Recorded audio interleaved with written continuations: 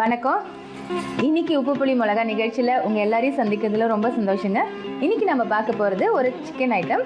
அது ஒரு ரொம்ப கலர்ஃபுல்லாக இருக்குங்க. அதாவது பச்சை கலரில் இருக்கும். அது பேரே க்ரீன் சிக்கன் தான். அது எப்படி செய்கிறதுன்னு பார்க்கலாம். அதுக்கு முன்னாடி அதுக்கு என்னென்ன பொருட்கள் தேவைன்னு பார்த்துடலாம். சிக்கன், புதினா, கொத்தமல்லி, பச்சை மிளகா, மிளகு, சீரகம், எண்ணெய், பட்டை, லவங்கம், ஏலக்காய், இஞ்சி பூண்டு விழுது, உப்பு. தேவையான பொருட்கள்லாம் பார்த்தாச்சு. இப்போது இந்த க்ரீன் சிக்கன் எப்படி பண்ணுறதுன்னு பார்க்கலாமா? முதல்ல அரைக்க வேண்டியது இருக்குது. அதாவது புதினா, கொத்தமல்லி, பச்சை மிளகா, சீரகம், மிளகு, இது 5 நம்ம அரைக்கணும். இப்போ மிளகு சீரகத்தை முதல்ல அரைச்சிக்கலாம். ஏன்னா இதெல்லாம் போட்டாச்சுன்னா மிளகு சரியாக அரைப்படாது. ஸோ முதல்ல இது ரெண்டையும் நான் அரைச்சிக்கிறேன்.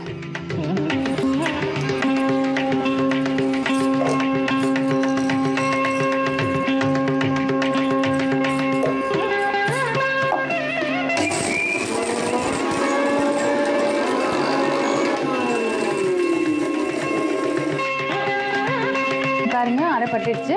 இப்போ இது கூட பச்சை மிளகா சேர்த்துக்கிறேன். ஏன்னா இதில் நம்ம மிளகாத்தூள்லாம் யூஸ் பண்ணுறதில்ல, பச்சை மிளகா மட்டும்தான். ஸோ காரம் உங்களுக்கு எவ்வளோ பச்சை மிளகா தேவையோ நீங்கள் அவ்வளோ யூஸ் பண்ணிக்கலாம். இதோட கொத்தமல்லி. இது ஏன் க்ரீன் சிக்கன் சொல்கிறோன்னா, இது மஞ்சத்தூள் நம்ம யூஸ் பண்ண மாட்டோம். இதில் ஃபுல்லாக அந்த க்ரீன் கலர் தான் தெரியும் உங்களுக்கு. அதனால தான் இது க்ரீன் சிக்கன் பேர். ஸோ கொத்தமல்லியும் புதினாவும் தான் இதோட மெயின் இன்க்ரீடியன்ட்.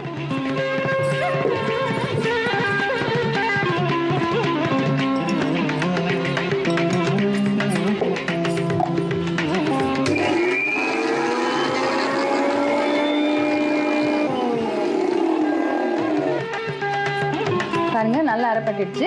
வேணும்னா கொஞ்சம் தண்ணி ஊற்றி கூட நம்ம அரைச்சிக்கலாம்.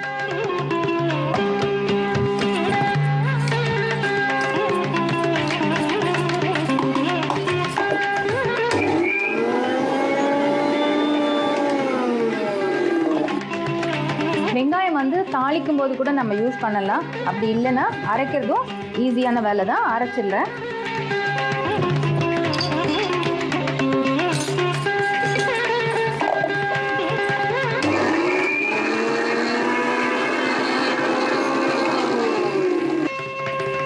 பாருங்க, எல்லாமே சேர்ந்து நல்லா அரைப்பட்டுடுச்சு. இப்போ இதை எடுத்து தனியாக வச்சிடலாம். இப்போ அடுப்பு பற்ற வச்சுக்கிறேன். தாளிப்புக்கு அப்புறம் சிக்கன் வேகிற அளவுக்கு கொஞ்சம் எண்ணெய் விட்டுக்கலாம்.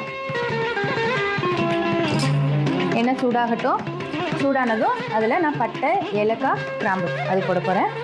எண்ணெய் காஞ்சிடுச்சு. இப்போது பட்டை, கிராம்பு, ஏலக்காய், அதுக்கப்புறம் இஞ்சி பூண்டு விழுது,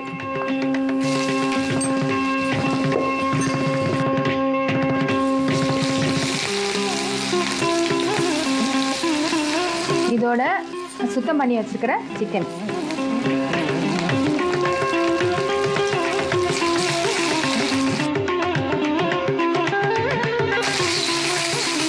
சிக்கன் கொஞ்சம் எண்ணெயில் வதங்கட்டும்.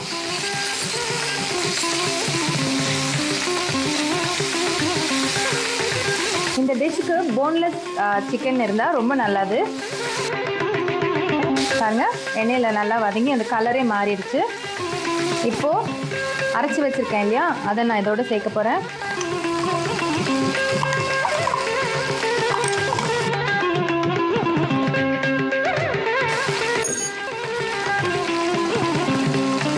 கொஞ்சம் தண்ணி சேர்த்துக்கிறேன். இதோட உப்பு,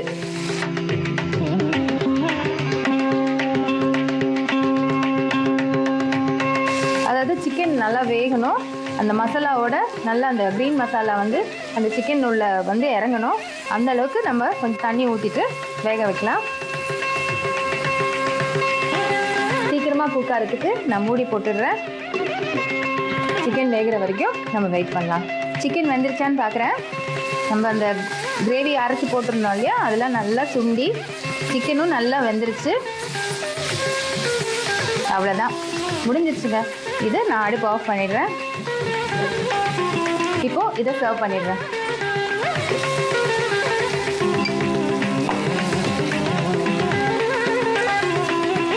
இது உங்களுக்கு இன்னும் கொஞ்சம் கிரேவியாக வேணும் அப்படின்னு நீங்கள் நினச்சிங்கன்னா கொஞ்சம் தண்ணி எக்ஸ்ட்ராவாக விட்டுட்டு அந்த சிக்கனை வேக விடலாம்.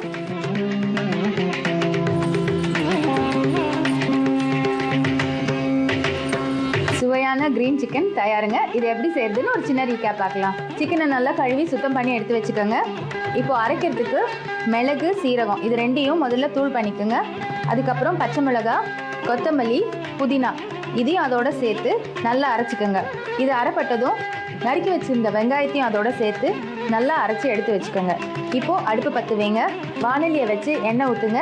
எண்ணெய் காஞ்சதும் பட்டை, ஏலக்காய், லவங்கம் இது மூணையும் போட்டு தாளிச்சு எடுங்க. இஞ்சி பூண்டு விழுத போடுங்க. இஞ்சி பூண்டு விழுந்து நல்லா வதங்கினதுக்கப்புறம் நம்ம சுத்தம் பண்ணி வச்சிருக்கிற சிக்கனையும் அதோட சேர்த்து நல்லா வதக்குங்க. சிக்கன் நல்லா வதங்கினதுக்கப்புறம் நம்ம அரைச்சி வச்சிருக்கிற இந்த விழுதியும் அதோட சேர்த்துட்டு ருசிக்கு உப்பையும் சேர்த்து இன்னும் கொஞ்சம் தண்ணியும் விட்டு மூடி போட்டு நல்லா வேக விடுங்க. சிக்கன் வெந்த உடனே அடுப்பு ஆஃப் பண்ணிட்டு எடுத்து சர்வ் பண்ணுங்க. இப்போ உங்களோட கிரீன் சிக்கன் தயார்.